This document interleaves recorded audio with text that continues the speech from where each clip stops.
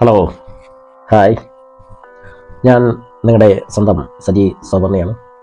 ഞാനിപ്പോൾ ഈ പ്രോഗ്രാമുമായി വരാൻ കാര്യം, ഒരു ദൈവത്തിനെ പറ്റിച്ച ഒരു സതകോടീശ്വരൻ്റെ ഒരു കഥ ഒന്ന് പറയാനായിട്ടായിരുന്നു. കഥ പറയാൻ കാരണം, ഈ നാട്ടിൽ നടക്കുന്ന സംഭവങ്ങളെ ആധാരമാക്കി ഞാൻ ഇതൊന്ന് നിങ്ങളെല്ലാം ഒന്ന് ഓർമ്മിപ്പിക്കാം എന്ന് വിചാരിച്ച് ഇങ്ങനെ ഒരു പ്രോഗ്രാം ചെയ്യുന്നതാണ്. എല്ലാവരും ഇത് സ്കിപ്പ് ചെയ്യാതെ ഒന്ന് കാണണം.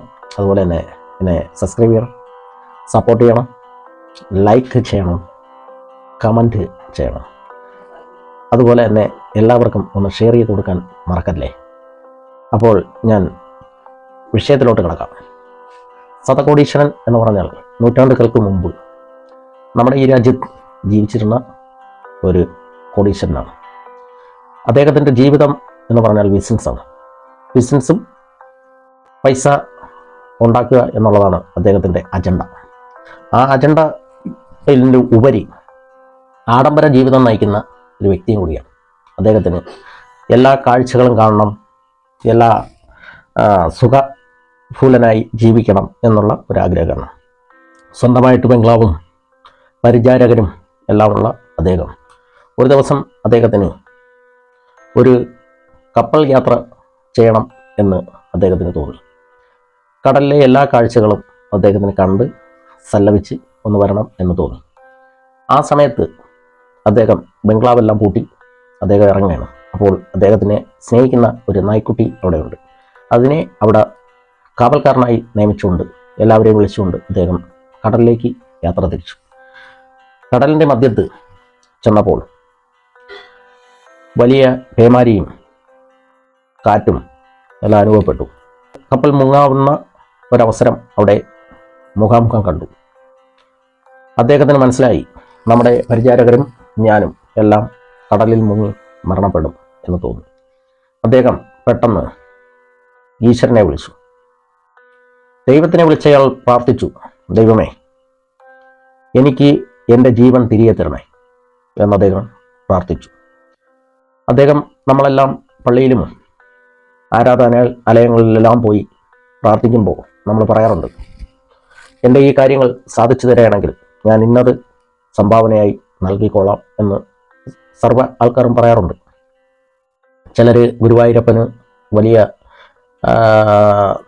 തങ്കവും എല്ലാം കൊണ്ട് കൊടുക്കാറുണ്ട്. ചിലർ പള്ളിയിൽ കിരീടം കൊണ്ട് വയ്ക്കാറുണ്ട്. അങ്ങനെ പലരും ഓരോ കാര്യങ്ങൾ ചെയ്യും. അതുപോലെ ഈ സതകോടീശ്വരനും അവിടെ വെച്ച് കൽപ്പിച്ചു, എൻ്റെ ബംഗ്ലാവ് ഞാൻ വിൽപ്പനയ്ക്ക് വയ്ക്കും. വിൽക്കുന്ന പൈസ മൊത്തം പാവപ്പെട്ട ജനങ്ങൾക്ക് ഞാൻ ദാനമായി കൊടുക്കും. അങ്ങനെ അല്പസമയത്തിനുള്ളിൽ ദൈവത്തിൻ്റെ അദൃശ്യശക്തിയാവാം, അല്ലെങ്കിൽ അയാളുടെ ആയുസിൻ്റെ ബലമാകാം, പേമാരിയും കാറ്റുമെല്ലാം ശമിച്ചു. അദ്ദേഹം കപ്പിത്താനോട് പറഞ്ഞു, കപ്പലിന് തിരികെ പോട്ട് ബംഗ്ലാവിലേക്ക്. അങ്ങനെ കപ്പൽ തിരികെ എത്തി. അദ്ദേഹം ബംഗ്ലാവിൽ പോയി. പിറ്റേ ദിവസം തന്നെ ബംഗ്ലാവ് വിൽപ്പനയ്ക്ക് വെച്ചു. അവിടെയുള്ള ബാക്കിയുള്ള കോടീശ്വരന്മാരെല്ലാം ബംഗ്ലാവ് വാങ്ങാനായിട്ട് വന്നു. അദ്ദേഹം അവിടെ ഒരു ഡിമാൻഡ് വെച്ചു, ഒരു ബംഗ്ലാവും എൻ്റെ ഈ പ്രിയപ്പെട്ട നായ്ക്കുട്ടി ഞാൻ കൊടുക്കുന്നു. രണ്ടിനെയും ഏറ്റെടുക്കാൻ താല്പര്യമുള്ളവർക്ക് മുന്നോട്ട് വരാം. എല്ലാവരും വിചാരിച്ചു, ഒരു നായ്ക്കുട്ടിയല്ലേ, അതിനെയും കൂടെ ഏറ്റെടുക്കാം. അങ്ങനെ വിചാരിച്ചു എല്ലാവരും അടുത്തുകൂടി. അപ്പോൾ അദ്ദേഹം ബംഗ്ലാവിന് വെച്ച വില എത്രയാണെന്ന് കേൾക്കണ്ടേ?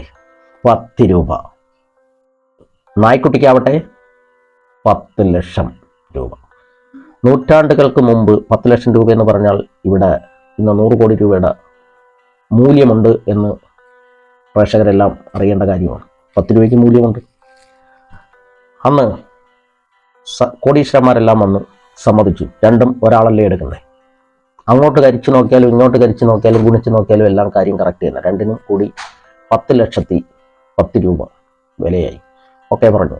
എല്ലാവരും ബംഗ്ലാവും എടുത്തു, നായ്ക്കുട്ടിയെ എടുത്ത് പണവും നൽകി അവരെല്ലാം പോയി. അദ്ദേഹം ദൈവത്തിന് കൊടുത്ത വാക്ക് പാലിക്കണ്ടേ. അദ്ദേഹം എന്ത് ചെയ്തു? നാട്ടുകാരെ എല്ലാം വിളിച്ചു. ബംഗ്ലാവിന് കിട്ടിയ ആ 10 രൂപ ജനങ്ങൾക്കെല്ലാം വീതിച്ചു കൊടുത്തു. അവിടെ നായ്ക്കുട്ടിക്ക് കിട്ടിയ 10 ലക്ഷം രൂപ അദ്ദേഹം കയ്യിലെടുത്ത് കൊണ്ടുപോയി. അയാൾ പറഞ്ഞ വാക്ക് ദൈവത്തിനോട് പാലിച്ചു. എല്ലാം വിവരം നിങ്ങൾക്ക് മനസ്സിലായല്ലോ. ദൈവത്തിനെയും അന്നും ഇന്നും പറ്റിക്കുന്ന ജനങ്ങൾ നൂറ്റാണ്ടുകൾക്ക് മുമ്പും ഉണ്ട്, ഇപ്പോഴും ഉണ്ട്. അതിൻ്റെ ഒരു ഉദാഹരണമാണ് ഞാൻ ഈ കഥ പറഞ്ഞത്.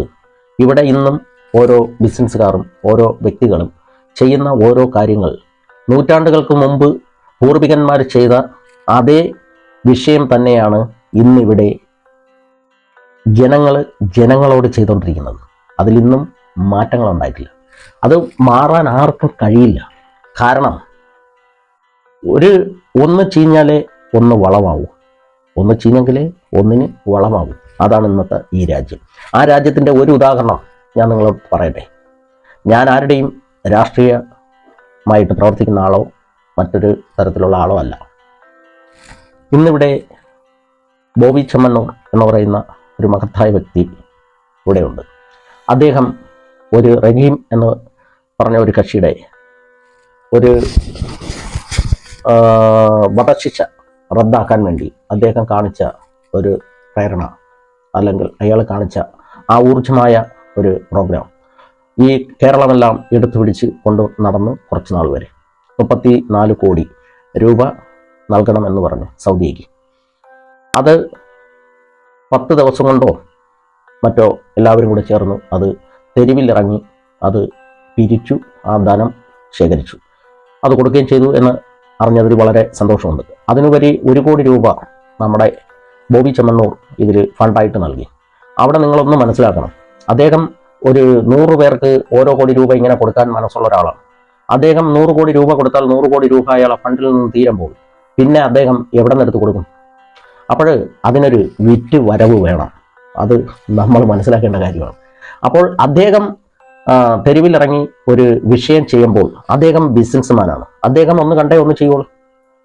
അദ്ദേഹം നോക്കിയപ്പോൾ പ്രശസ്തനാവണമെങ്കിൽ ഓരോരോ പ്രോഗ്രാമിൽ ഇടപെടണം, ഓരോരോ നല്ല കാര്യങ്ങൾ ചെയ്യണം, ഓരോരോ വിഷയങ്ങൾ ചെയ്തെങ്കിൽ മാത്രമേ ഒരു പ്രമോഷൻ ഉണ്ടാവൂ. അപ്പോൾ അദ്ദേഹം ചെയ്തത് 1 കോടി രൂപ അതിലിട്ടു. ഇങ്ങനെ ഇറങ്ങിയ കൂട്ടത്തിൽ അദ്ദേഹത്തിൻ്റെ ബിസിനസ്സിൻ്റെതായ ബോച്ചേറ്റി ജനങ്ങൾക്ക് വിതരണം ചെയ്തു. വിതരണം ചെയ്തപ്പോൾ അതിൽ കൂപ്പൺ കൊടുത്തു. അതായത് ബിസിനസ്സിൻ്റെ പ്രമോഷനാണ്. അത് സർക്കാരിനാവട്ടെ മറ്റൊരാളിനാവട്ടെ ചോദ്യം ചെയ്യാനുള്ള അധികാരമില്ല. അദ്ദേഹത്തിൻ്റെ പ്രൈവറ്റ് പരിപാടികളാണ് ചെയ്തത്. പക്ഷേ സർക്കാർ അതിന് കയറി പിടിച്ചത് അവരുടെ ലോട്ടറി വിറ്റഴിഞ്ഞു പോകുന്നില്ല. ലോട്ടറി എന്ന് പറയുന്ന ലോകത്തിലെ ഏറ്റവും വലിയ പറ്റിപ്പാണ്. പാവപ്പെട്ട ജനങ്ങളുടെ ഒരു ദിവസത്തെ വീട്ടിൽ കൊണ്ടുപോകാനുള്ള പൈസകൾ സർക്കാരിന് കൊടുത്തിട്ട് 10 പൈസ പോലും തിരികെ കിട്ടാതെ പോകുന്ന ഒരു സംവിധാനമാണ്. കാരണം ഗൾഫ് നാടുകളിലൊക്കെ ഒരു ലോട്ടറി അടിച്ചാൽ ഫുൾ എമൗണ്ട് അവർ കൊടുക്കും. അതിന് ടാക്സ് ഇല്ല, അതിന് മറ്റുള്ള നടപടികളൊന്നുമില്ല. എത്ര രൂപ ലോട്ടറി അടിക്കുന്നോ അത്രയും രൂപയും കൊടുക്കും. ഇവിടെ പാവപ്പെട്ട ജനങ്ങൾക്ക് ലോട്ടറി എടുത്ത് 12 കോടിയോ 10 കോടിയോ 5 കോടിയോ വല്ലതും അടിച്ചാൽ അതിൻ്റെ നേരെ പകുതി ടാക്സ് മറ്റത് മറിച്ചത് എന്ന് പറഞ്ഞ് പോയിട്ട് ഒരു 1.25 പൈസ അവർക്ക് കൊടുക്കും. ഇതിലും പറ്റിപ്പാണ് ലോട്ടറി നടക്കുന്നത്. പക്ഷേ ലോട്ടറി ആരും എടുക്കാതിരിക്കില്ല. ലോട്ടറി എടുത്ത് അഡിക്റ്റായ ആൾക്കാരാണ് ഈ കേരളം മൊത്തമുള്ള മലയാളികൾ. അതിനെക്കുറിച്ച് നമുക്കവിടെ നിൽക്കട്ടെ. അപ്പോൾ ബോച്ചയുടെ പേരിൽ നമ്മുടെ സർക്കാർ ഇപ്പോൾ കേസെടുത്തിരിക്കുകയാണ്. അപ്പോൾ അദ്ദേഹത്തിനോട് നല്ല കാര്യങ്ങൾ ചെയ്യുന്നവനെ അടിച്ചമർത്തുക എന്നുള്ളതാണ് ഈ സംഭവം. അപ്പോൾ അദ്ദേഹം ഒരു ബിസിനസ് മാനാണ്. അദ്ദേഹം എന്താണോ ചെയ്യുന്നു അതിന് തിരിച്ചിൻകം ഇങ്ങോട്ട് വന്നെങ്കിൽ മാത്രമേ അദ്ദേഹത്തിന് നാളെ ഒരാളിന് എന്തെങ്കിലും ധനസഹായം ചെയ്യാൻ പറ്റും. അതിന് അദ്ദേഹം ചെയ്ത ഒരു മാർഗമാണ്. അതുപോലെ തന്നെ നമ്മുടെ ഈ കേരളത്തിൽ നമ്മുടെ യൂസഫ് അലി സാർ ഒരു വലിയ പുണ്യപ്രവർത്തികൾ ചെയ്യുന്നു. അദ്ദേഹവും ഒരു ബിസിനസ്മാനാണ്. അദ്ദേഹം ഇവിടെ വലിയ ഷോപ്പുകൾ ഇടുമ്പോൾ നമ്മുടെ മലയാളികളുടെ പൈസ അദ്ദേഹം വലിച്ചുകൊണ്ട് പോവുകയാണ്. അയാൾ ഇവിടെ ഒരു ഷോപ്പിംഗ് മാള് പോലുള്ള സംവിധാനങ്ങൾ മാത്രമാണ് ചെയ്യുന്നത്. ആ ഷോപ്പിംഗ് മാളിൽ വരുന്ന ഓരോ ഉൽപ്പന്നങ്ങളും പുറം രാജ്യങ്ങളിലാണ് ഉൽപ്പാദിപ്പിക്കുന്നത്. എന്നിട്ട് തിരിച്ച് വലിയ പൈസ കൊടുത്ത് നമ്മൾ വാങ്ങുകയാണ്. ആ പൈസയാണ് യൂസഫ് അലി സാർ കൊണ്ടുപോകുന്നത്. അതും മലയാളികൾ മനസ്സിലാക്കുന്നില്ല. ഈ കേരളത്തിൽ വ്യവസായം എന്ന് പറയുന്നതില്ല. രാഷ്ട്രീയക്കാർ ചെയ്യുന്ന എന്താണ്? തൊഴുകയോടെ വീടുകളിൽ വന്ന് വോട്ട് ചോദിച്ച് വോട്ട് മേടിച്ച് ജയിച്ച് അവർ പോകുമ്പോൾ അവരവരുടെ താല്പര്യങ്ങൾക്ക് വേണ്ടിയിട്ടാണ് ഇവിടെ രാഷ്ട്രീയം കളിക്കുന്നത്. എല്ലാവരും അതാണ്. അപ്പോൾ ഇത്രയും കാര്യങ്ങളൊന്ന് നിങ്ങളെ ഓർമ്മിപ്പിക്കാനാണ് ഞാൻ ഒരു ശതകോടീശ്വരൻ ദൈവത്തിനോട് ചെയ്ത കഥ ഞാൻ നിങ്ങളെ അവതരിപ്പിച്ച് കേൾപ്പിച്ചത്. അതുപോലെയാണ് ഇന്ന് ദൈവത്തിനെ പോലും പറ്റിച്ച് ജീവിക്കുന്ന മനുഷ്യരുള്ള കാലമാണ് ഇന്നും അന്നും. ഇത് നിങ്ങൾക്ക് എന്നോട് അനുകൂലിക്കുന്നവരുണ്ടെങ്കിൽ എന്നെ ഒന്ന് സബ്സ്ക്രൈബ് ചെയ്യാൻ മറക്കരുത്. എന്നെ സപ്പോർട്ട് ചെയ്യണം, ഷെയർ ചെയ്യണം, ലൈക്ക് ചെയ്യണം,